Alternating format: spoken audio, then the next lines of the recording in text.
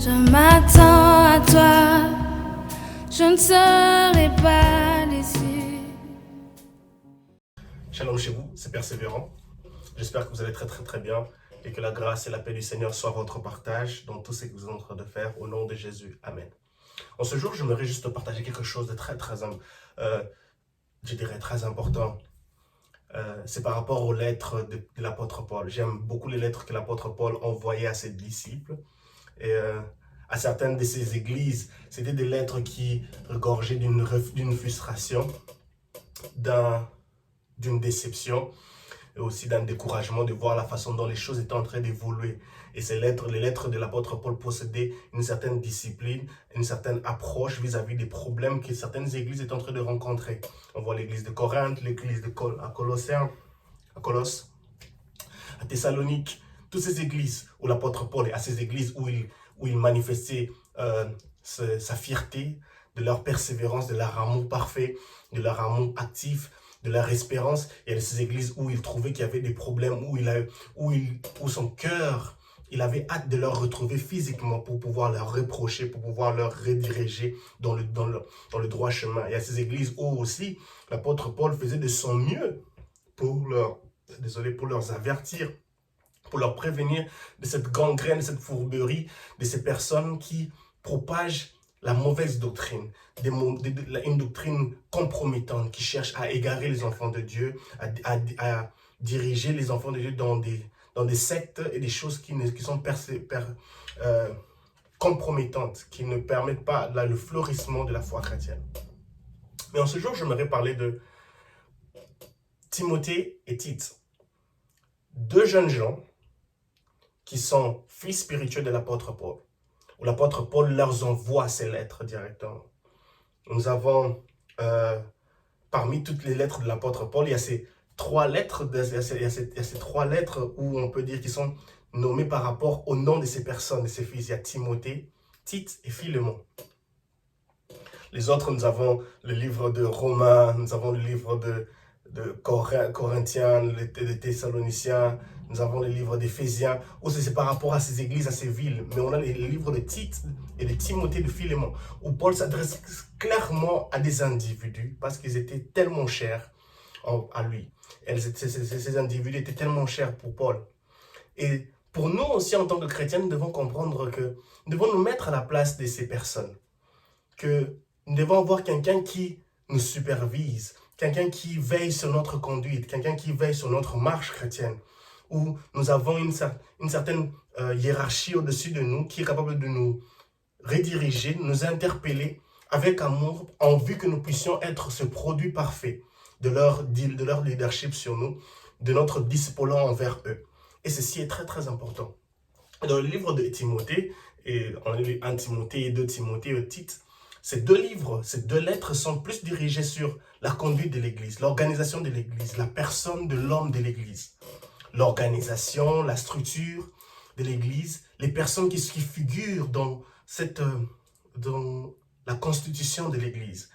Donc les ouvriers, l'homme de Dieu, le pasteur, les membres corps de l'Église, comme on peut dire le comité de l'Église. Comment est-ce qu'il faut gérer ces personnes? Comment est-ce qu'il faut gérer les veuves? Comment est-ce qu'il faut gérer les jeunes? Comment est-ce qu'il faut gérer les anciens?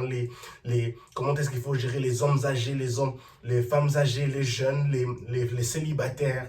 Tous ces aspects-là.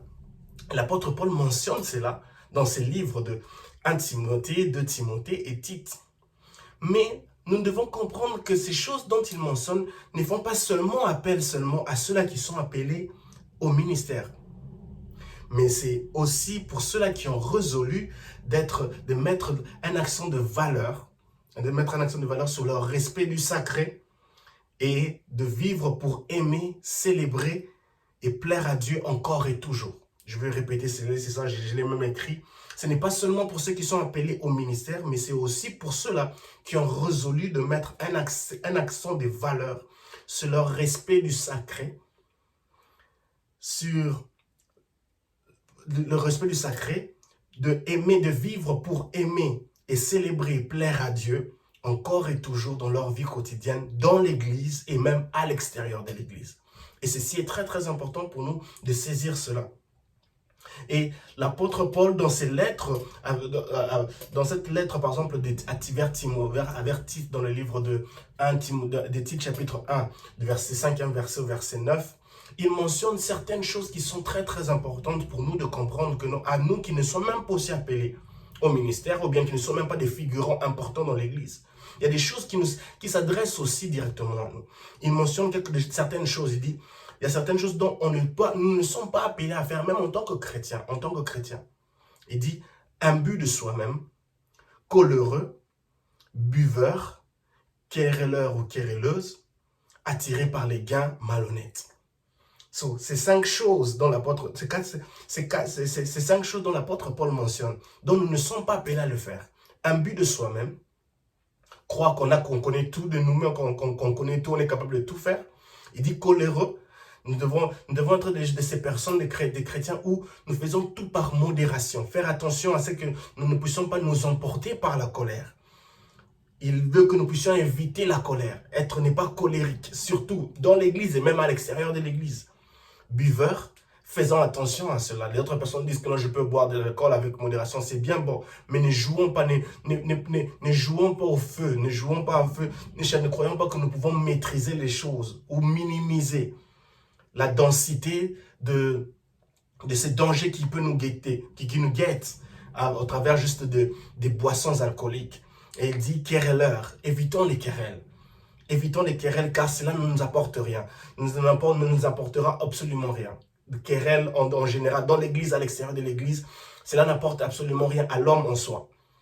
Alors évitons de ne pas être des querelleurs et des querelleuses, attirés par des gains malhonnêtes. Faisons de notre mieux de marcher dans la sainteté, dans l'amour de Dieu, de nous contenter de ce que nous avons. L'apôtre Paul le mentionne plusieurs fois dans les livres aux Thessaloniciens, il mentionne cela à Timothée, de se contenter de ce que tu as.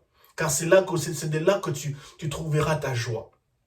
Ça prend du temps, c'est vrai qu'on veut être comme au même niveau que les autres personnes, mais le contentement est une vertu qui est très importante pour nous, de s'en saisir et de travailler cela jour après jour, afin que nous puissions être un produit, un résultat qui sera sujet de gloire, de louange pour plusieurs, pour la gloire de notre Seigneur Jésus-Christ. Et les choses dont l'apôtre Paul nous demande d'être, il dit, devons être irréprochables. Ce n'est pas facile parce que nous vivons dans un monde où nous pouvons avoir des problèmes avec tout le monde, avec des personnes, 2-3 personnes. Les relations humaines sont toujours des relations où il peut y avoir toujours des hauts et des bas. Mais l'apôtre Paul nous encourage au travers de cette lettre qu'il envoie à son fils Tite, un jeune. Il dit être irréprochable, hospitalier. Es-tu hospitalier? Ce sont des questions que nous devons nous poser chaque jour, de chercher à être irréprochable dans notre façon de parler, dans notre façon de réagir, d'agir. Essayons et faisons de notre mieux pour être irréprochable. Et ça, c'est très très important. Il dit ami du bien. Ami du bien. Es-tu un ami du bien? Il y a de ces personnes qui n'ont rien à perdre. Pour eux, être ami du mal ou faire du mal, c'est leur quête, c'est leur aspiration, c'est leur désir, c'est le désir de leur cœur. C'est cette sémence qui est en eux là qui agit donc de plus en plus. Ils sont amis du mal. Mais Dieu, puisque nous avons Christ en nous, l'espérance, quand l'apôtre Paul dit, ce n'est plus moi qui vis, mais c'est Christ qui vit en nous. Galates chapitre 2, le verset 20. Ce n'est plus moi qui vis, mais c'est Christ qui vit en nous. Et du coup, du moment où Christ habite en nous, du moment où Christ vit en nous, c'est alors que nous sommes appelés à vivre, à être des amis du bien et non du mal.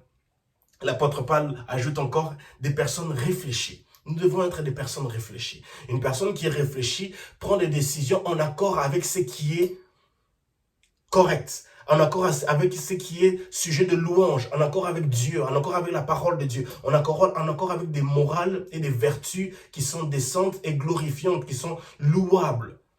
Et non pas en accord avec des choses qui nous amènent à une perdition. Nous vivons dans un monde où les vertus et les mœurs sont dans une décadence extrêmement inimaginable. Alors pour nous, en tant qu'enfants de Dieu, puisque nous avons la parole de Dieu entre nous, nous devons nous saisir de cela, de comprendre que nous sommes appelés à propager de certaines vertus et nous sommes appelés à encourager les gens à devenir des personnes réfléchies au travers de la parole de Dieu qui nous amène à les appliquer dans tous les domaines de la vie. Que Dieu vous bénisse. Il ajoute encore juste. Ça, c'est important. Il est pour nous important d'être juste. Ce n'est pas facile. Vous savez qu'en tant que chrétiens, en tant qu'humains, nous sommes appelés à des faiblesses. Nous avons des faiblesses, j'ai des faiblesses, vous avez des faiblesses. Mais faisons de notre mieux. Vous savez, lorsque l'apôtre Paul parle dans les livres de Thessaloniciens, il demande à l'église de Thessalonique de faire des progrès dans le domaine de la sanctification. En fait, le progrès est progressif. Ça s'est fait après, un pas après l'autre. Et il est important pour nous de prendre conscience de cela. Dire à Dieu, Seigneur, je te prie de m'aider à être juste. De me prie de m'aider à me faire, que tu m'aides à vivre dans la justice de Dieu. À vivre dans la justice de Dieu. La Bible dit, je n'ai jamais vu un homme, je n'ai jamais vu être injuste, être abandonné. Les justes a des gains. Les justes a des récompenses qu'il obtient rien qu'auprès de Dieu. La Bible dit, il est de la justice de Dieu de rendre l'affliction à ceux qui nous affligent. Si nous vivons dans la justice de Dieu, si nous marchons dans la justice de Dieu, Dieu s'occupe de nos ennemis. Et l'apôtre Paul à Timothée, il dit à être juste. Nous devons être des personnes qui sont justes. Il ajoute encore, saint et maître de lui-même. Saint et maître de lui-même. Je le répète encore, cette lettre de l'apôtre Paul à Timothée ne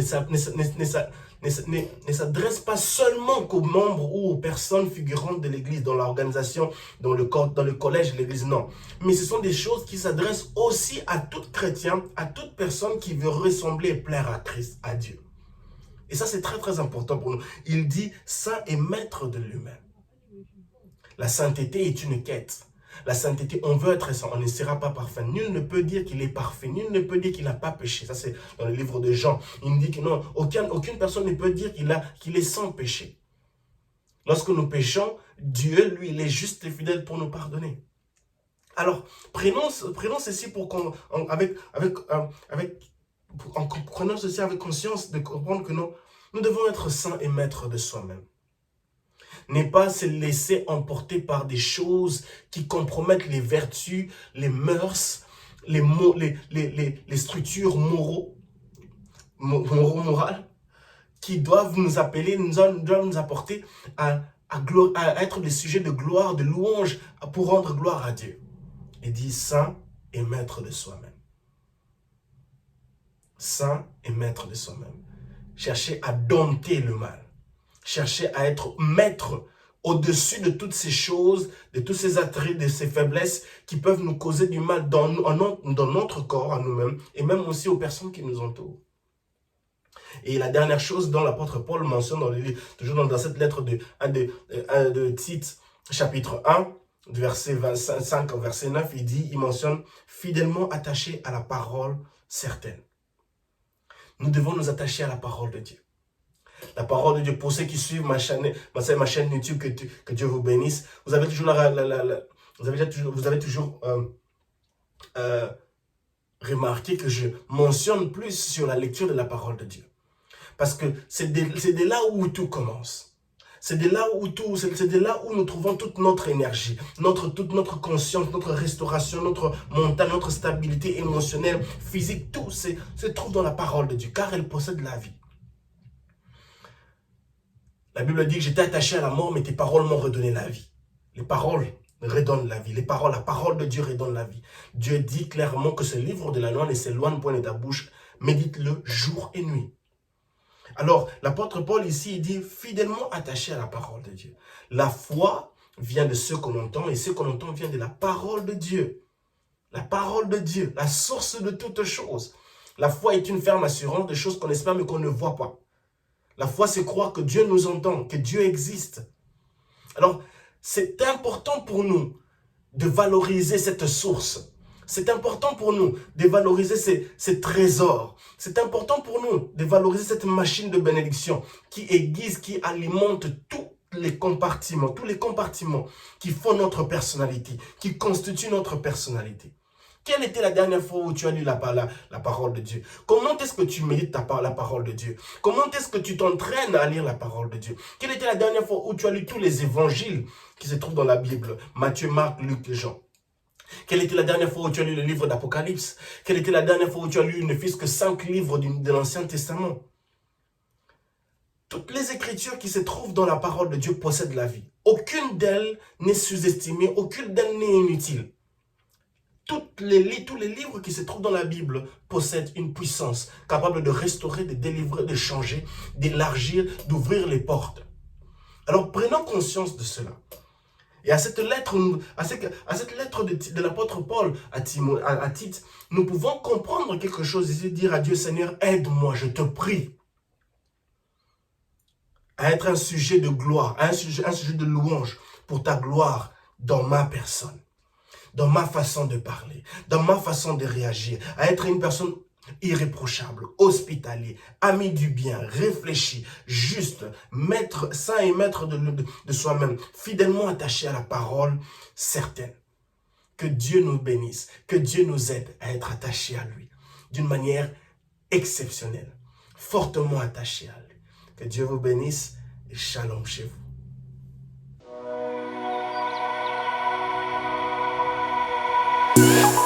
Salut, c'est Persévérant. J'espère que vous allez tous bien.